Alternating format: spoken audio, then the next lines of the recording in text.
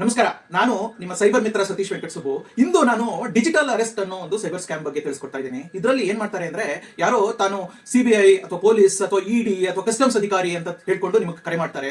Video ಕರೆಗೆ join ಆಗ್ಲಿಕ್ಕೆ ಹೇಳ್ತಾರೆ. ಅದರಲ್ಲಿ ನಿಮ್ಮ ಮೇಲೆ ಯಾವುದೋ ಒಂದು ಅಪರಾಧನೆ ಇದೆ ಅಂತ ಅಂದ್ಬಿಟ್ಟು ಒಂದು ಕತೆ ಹೇಳಿ ನಿನ್ನ ಈ ಕೂಡಲೇ ಡಿಜಿಟಲ್ ಅರೆಸ್ಟ್ ನಲ್ಲಿ ಇಡ್ತಾ ಇದೀವಿ ಅಂತ ಹೆದರ್ಸಿ, ನೀವೇನಾದ್ರೂ ಈ ಕಾಲ್ನ ಬಂದ್ ಮಾಡಿದ್ರೆ ನಿಮ್ಮನ್ನ ಫಿಸಿಕಲ್ ಅರೆಸ್ಟ್ ಮಾಡಬೇಕಾಗುತ್ತೆ ಅಂತಾನೂ ಹೇಳ್ತಾರೆ. ಅಥವಾ ಯಾರೊಂದಿಗಾದ್ರೂ ಮಾತಾಡ್ಲಿಕ್ಕೆ ಪ್ರಯತ್ನ ಪಟ್ರೆ ಅವ್ರನ್ನೂ ಕೂಡ FIR ನಲ್ಲಿ ಆಡ್ ಮಾಡಬೇಕಾಗುತ್ತೆ ಅಂತಾನೂ ಹೆದರ್ಸ್ತಾರೆ.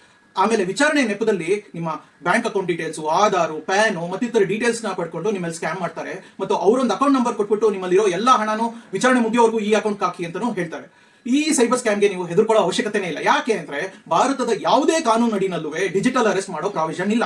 ಹಂಗೂ ನಿಮ್ಗೆ ಸಂಶಯ ಬಂದ್ರೆ ನೀವು ಹತ್ತಿರದ ಪೊಲೀಸ್ ಠಾಣೆಯಲ್ಲಿ ಅಥವಾ ಆನ್ಲೈನ್ FIR ಸಿಸ್ಟಮ್ ನಲ್ಲಿ ನೀವು ಪರಿಶೀಲಿಸಬಹುದು. ಇನ್ನೂ ಹೆಚ್ಚಿನ ಮಾಹಿತಿಗಾಗಿ ನೀವು ನನ್ನ ಬ್ಲಾಗ್ www.cybermitra.in ನಲ್ಲಿ ಬರ್ತಿರೋ ಡಿಜಿಟಲ್ ಅರೆಸ್ಟ್ ಅಂಕಣನ ಸಂದರ್ಶಿಸಿ. ಧನ್ಯವಾದಗಳು.